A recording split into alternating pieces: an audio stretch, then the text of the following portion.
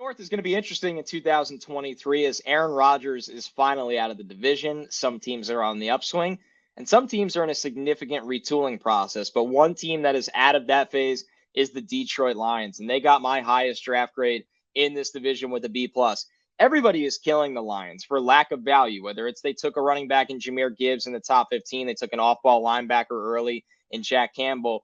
They walked away with great football players. I don't know what else to say. Gibbs can be their Alvin Kamara. Campbell should start for them in the middle of the field and give them some toughness and some sideline-to-sideline speed as well.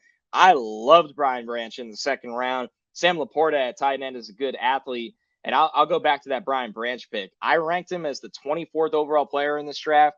The Lions, he fell into their lap at 45th overall. So don't listen to the haters. The Lions crushed it and walked away with multiple starters. Moving on, the Minnesota Vikings here.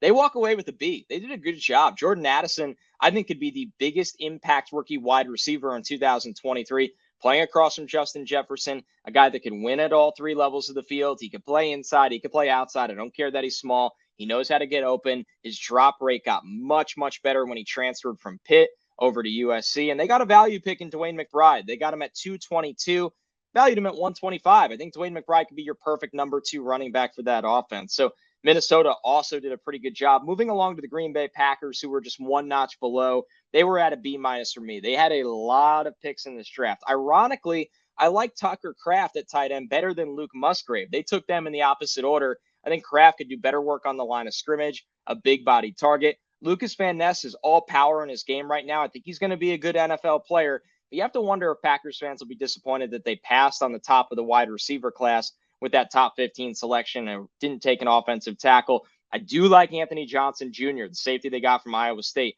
They got him at 242. I had him at 138. So B- for the Packers. They didn't walk away with star talent. I don't think they got enough help for Jordan Love, although they tried. They did take Jaden Reed, a couple tight ends, a couple other wide receivers, but they needed somebody that can make a big difference early on. But overall, not a bad draft for Brian Gutekunst. The last one, and this trade comes with a caveat. If you want to include DJ Moore in the Bears draft haul, this grade moves closer to an A-, but just the draft class as a whole for the Bears I have as a C+.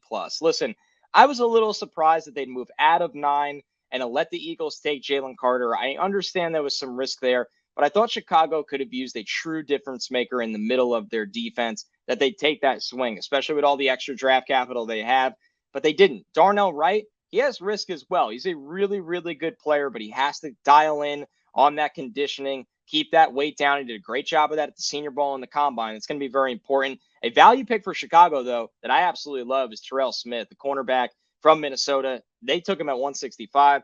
I had him 67th overall. So I think they got a starter in Terrell Smith. Once again, when you evaluate the players in the vacuum, a C+, but if you factor in DJ Moore, who should count for this draft class when all is said and done, this will be closer to an A- for the Chicago Bears.